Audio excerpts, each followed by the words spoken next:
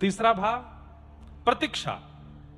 हम ठाकुर जी के सन्मुख जाते हैं, ठाकुर जी प्रतीक्षा कर रहे हैं, और मानो जैसे हमारे आते ही बोलते हैं मैं तेरी ही बाट निहार रहा था, और बाट निहारने वाला ऐसे ही खड़ा रहता है, तो कितने दिन लगाए मेरे पास आने में, मैं तेरे लिए ही खड़ा हूं। चौथा भाव पंढरीनाथ भगवान, ये रक्षात्मक भाव भी है, ये प्रतीक्षा का भाव भी और रक्षात्मक भाव भी है। रक्षात्मक कैसे?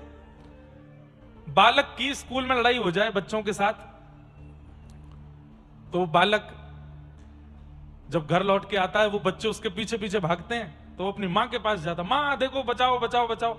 तो मां क्या करती है, उस बालक को पीछे खड़ा करके स्वयं आके खड़ी हो जाती है, और उन बच्चों से कहती क्या बात है, इसने हमारी पेंसिल चुराई, इसने हमारी रबड़ फेंक दी, इसने हमारी कटर कर दी, इसने हमारा पेन तोड़ दिया। तो मां सामने रक्षात्मक भाव से आगे खड़ी होती है, बच्चे को पीछे खड़ा कर देती है, बोले तू यहीं खड़ा रहे, इनको मैं देखती हूं।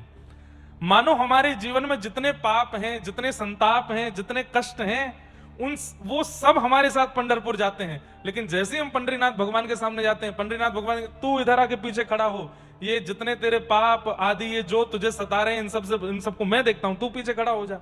हाँ भाई क्या बात है, एक काम तुम इसको सता रहे हो, ए पाप इसका पीछा कर रहे हो, ए क्रोध चल निकल यहां से, देख नहीं रहा मैं खड़ा हूं साथ में। मतलब सीधी बात, पंढरीनाथ भगवान को देख करके ये मत कहो कि मेरे जीवन में बहुत दुख है, ये मत कहो कि मेरे जीवन में बहुत दारिद्र है, ये मत कहो कि मेरे जीवन में बहुत कष्ट है। कष्ट दुख दारिद्रों को कह दो मेरे जीवन में पंढरीनाथ हैं, सोच समझ के आना हमारे पास।